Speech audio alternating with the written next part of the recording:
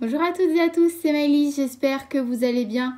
On se retrouve aujourd'hui pour une petite vidéo discutons et j'espère que ça va aller au niveau de la qualité parce que je n'ai pas sorti l'appareil photo et je tourne avec mon téléphone portable. D'ailleurs, du coup, le cadrage est un petit peu différent, vous voyez un peu plus mon salon.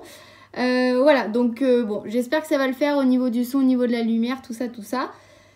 Aujourd'hui, je voulais qu'on discute un petit peu des vidéos rémunérées sur YouTube. Voilà, donc c'est un sujet que j'ai vu passer récemment plusieurs fois et j'avais un petit peu envie d'ouvrir le débat et d'avoir vos ressentis, etc.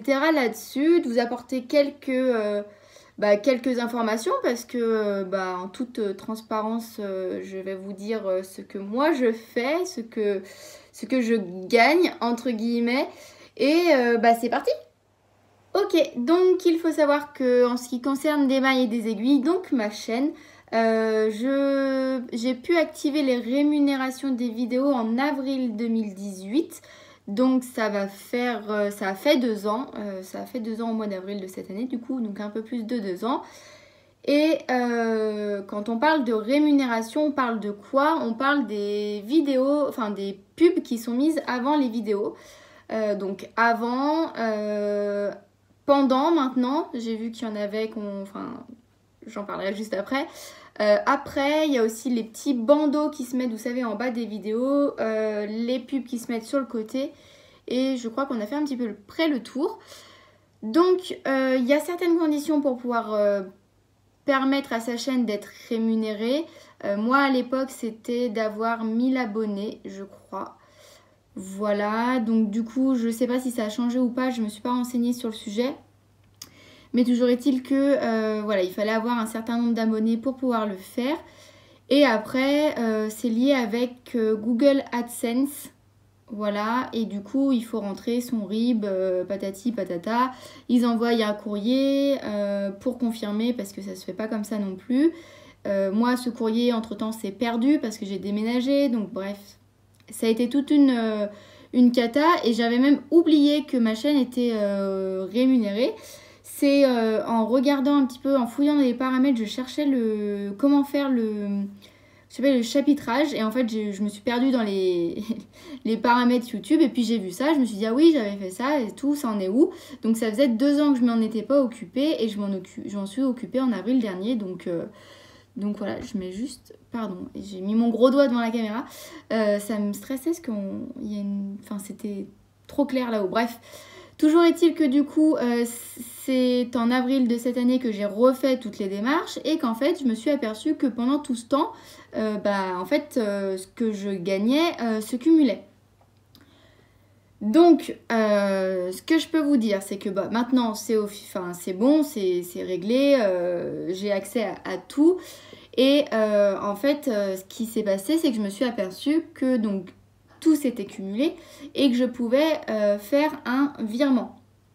Alors, il faut savoir qu'avec YouTube, les virements sont accessibles une fois qu'on a cumulé 70 €. Voilà, donc 70 €, c'est une somme, c'est certain. Par contre, pour vous donner mon retour d'expérience, moi, en avril, j'ai retrouvé mon compte, j'ai pu accéder à toutes les infos, et j'avais 72 €. Donc, c'est-à-dire qu'en 2 ans, en 2 années de monétisation, ma chaîne a généré 72 €. Donc, certains diront que c'est beaucoup, certains diront que c'est pas grand-chose. Toujours est-il que quand vous comparez le nombre de vidéos que j'ai pu mettre, ou que d'autres, vous pouvez regarder à peu près par rapport aux autres, 70 € en 24 mois, ça fait, je vous laisse calculer, ça fait pas beaucoup par mois par rapport au temps passé à mettre en ligne des vidéos, des podcasts, etc. Et clairement,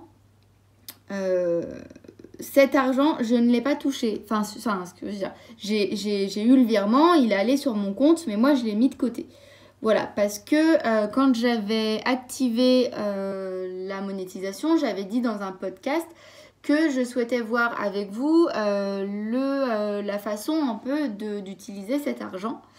parce que à l'époque je tournais les vidéos le tour du monde des laines teintes à la main, sauf que j'ai arrêté parce que j'avais eu des remarques fort déplaisantes, et en fait j'avais proposé d'acheter des laines qui venaient de plus loin que celles des teinturières françaises pour pouvoir tester d'autres choses.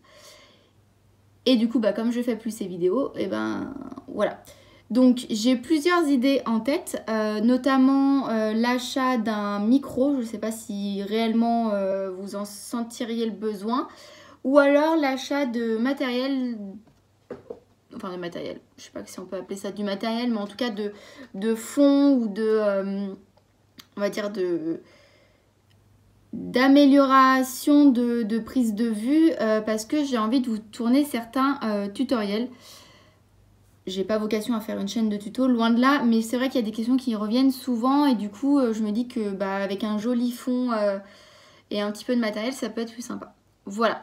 Donc écoutez, moi je suis hyper ouverte à la discussion, donc si vous avez des idées, n'hésitez pas à les mettre dans les commentaires, on en discutera avec grand plaisir.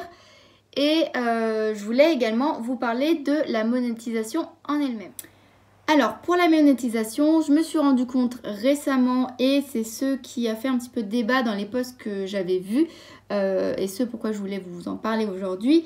J'ai vu récemment que quand on mettait en ligne une vidéo et qu'on cochait de l'activation de la monétisation, du coup, par défaut, YouTube nous met des pubs pendant la vidéo. Voilà.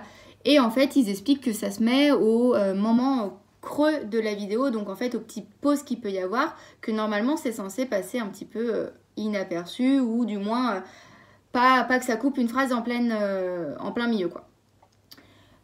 Du coup donc je me suis rendu compte de ça, et en fait je m'en étais également rendu compte en tant qu'utilisatrice et on va dire consommatrice de vidéos, de podcasts. Vous voyez mon petit chien là derrière. Parce que quand certaines filles mettaient le chapitrage, vous savez, le découpage en fait des vidéos avec les temps, à chaque changement de chapitre, ça mettait une pub. Et autant vous dire que moi, quand j'ai vu que c'est ça, je vais reprendre. Autant vous dire quand moi, en tant que visionneuse, on va dire, de vidéos, j'ai vu ça, ça m'a totalement gonflé, parce que ça faisait une pub toutes les 4-5 minutes quoi. Donc autant vous dire que franchement c'était un peu lourd. Du coup je me suis penchée là-dessus, et je me suis rendu compte que je ne m'en étais pas aperçue avant, que du coup ça avait fait pareil sur mes vidéos personnelles. Alors que moi, normalement j'active que les vidéos au début, comme quasiment toutes les vidéos maintenant sur YouTube, que celles qui se mettent au début d'une vidéo. Mais pour moi, j'ai jamais souhaité que les pubs se mettent en plein milieu de la vidéo. Donc il faut, et j'ai pas totalement fini, je suis partie de la fin de mes vidéos et je suis remontée, donc peut-être que les dernières c'est encore le cas, mais il faut qu'une vidéo par une vidéo, on aille dans les paramètres de chaque vidéo pour décocher toutes les pubs et recaler ce que l'on souhaite. C'est-à-dire pour moi que les vidéos qui sont au début, enfin que les pubs qui sont au début. La chienne n'est pas contente. Du coup voilà, donc peut-être que vous vous étiez aussi rendu compte de ça, c'est possible. En tout cas voilà, si ça peut vous rassurer ou pas, enfin si ça peut vous donner des éléments, en tout cas sachez que c'est pas forcément du fait de la créatrice de contenu, du podcast, de ce que vous regardez, peu importe. Ça peut être décidé, hein, ça peut être un choix, on peut décider d'en mettre. Mais par défaut, là en ce moment, en tout cas pour ma chaîne, c'est activé comme ça. Donc il faut que chaque fois, je pense à aller désactiver. Quand je mets une vidéo sur YouTube, c'est un petit peu compliqué pour moi. Enfin, compliqué. Ça prend du temps. C'est-à-dire que je tourne ma vidéo, je fais le montage, j'exporte mon montage, ça, bon, il n'y a pas de souci. Et après, je bascule le montage final sur YouTube. Et en fait, je fais ça la nuit parce que comme je suis en campagne, j'ai pas énormément de débit internet. Et du coup, des fois, après, donc quand je coche pour la mise en ligne, je sélectionne, si vous voulez, la programmation et je dis de la programmer tel jour à telle heure. Sauf que des fois, la mise en ligne prend tellement de temps qu'elle se finit juste avant juste avant de la date de programmation de publication. Et j'ai pas eu le temps, entre-temps, de retourner désactiver ça. Voilà, donc c'est un petit peu compliqué.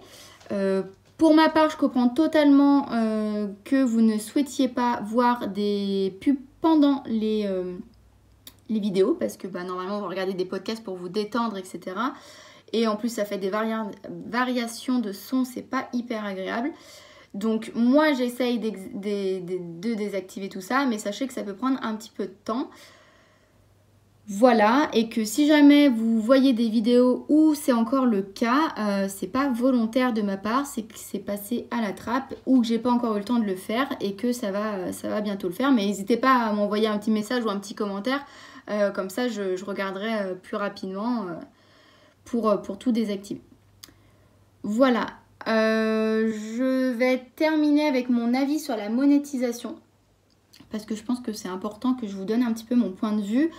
Il faut savoir que moi je ne fais pas des vidéos pour être payée. D'ailleurs 70 € en 2 ans, j'ai du mal à dire que je suis payée parce que concrètement je sais même pas si je peux m'acheter un paquet de pâtes par jour. Il faudrait calculer avec un prix d'un paquet de pâtes par exemple. Mais là où je trouve ça intéressant, c'est que ça permet à moindre frais, hein, parce que c'est sûr qu'on ne va pas s'équiper avec des choses de professionnels, mais d'améliorer un petit peu la qualité des vidéos ou alors d'acquérir du matériel pour vous le présenter.